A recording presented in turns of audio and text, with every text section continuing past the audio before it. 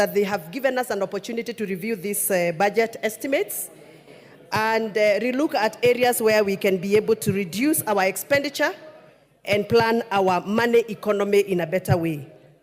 Mr. Speaker, whereas I support the intentional move by the Budget Committee to allocate more funds in areas where the young people of Kenya may benefit through jobs creation, and more specifically when I talk about job creation, I'm talking about the value addition areas and processing that has been given more attention and allocated more money.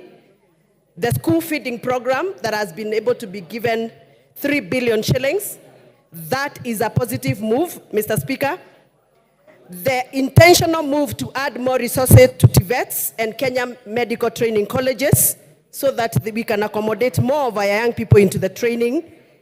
And the intentional move to add more money in value addition projects like the ultra-modern fish processing plant in Liwatoni, and many other value addition ventures that has received a positive increment on money allocation.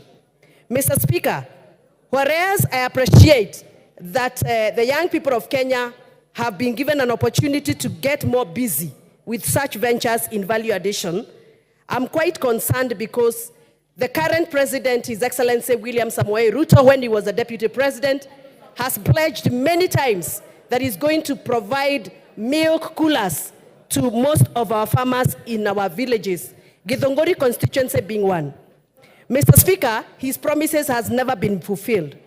And we do understand it is because maybe there was limitation on funding. So the fact that this proposal has allocated more money into buying of milk coolers in this country to a tune of 2 billion is a positive move for me. Not because the farmers did not have the coolers, but because more coolers will create more opportunities for our farmers and across the value chain to create jobs even for the young people. But Mr. Speaker, I'm glad that the chairman of the Budget Committee is in the House. And I would want to have some clarification why the money that was allocated for Coffee Cherry Fund has been reduced with 1 billion shillings. This is something that I have been raising since the beginning of this year. We were promised that we are going to get 4 billion shillings for Cherry Fund. Later on, we were promised that our farmers, the coffee farmers, are going to be given 6 billion shillings to clear our debts. But according to the document that I have, Madam Speaker, vote number 1173 says that the Ministry of Cooperative and Development Management is going to lose 1 billion shillings recurrent fund from Coffee Cherry Fund.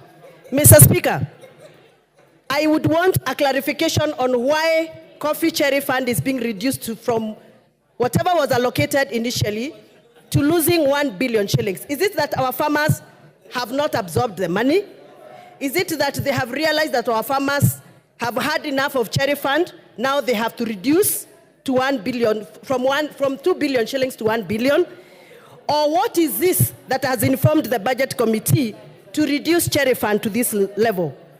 Mr. Speaker, Madam Speaker, I am a farmer. Sorry. I am a farmer. And I can tell you that not all farmers have received Cherry Fund as we speak. Some of the farmers requested for 80 shillings per kilo of Cherry Fund. They only received 20 shillings. There are some factories as we speak who requested for Cherry Fund and have never received this money. So when we come now and revise the budget and reduce this money in the excuse of that we are adding more coolers, does it mean that milk farmers who are receiving coolers are more important than coffee farmers? This is a question that I would want to get answer from the relevant committee, because it is not right for us to be playing public relations with our farmers.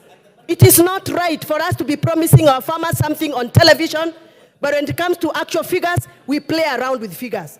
So I will not support this until I'm clear why coffee farmers are getting a reduction. Thank you, Madam Speaker. Thank you. Chair Budget, you'll note the concerns of members. You can respond to them during reply. Dr. Ochanda. Thank you, Madam Speaker. Madam Speaker, I rise to support the motion on the basis of the timing, in terms of the time when it is falling in. Madam Speaker, this appropriation is coming in at a time when precedents have been created. We have basically created precedents in this country. A precedent, and number one, that a finance bill has been rejected nearly as the first time in the history of this country.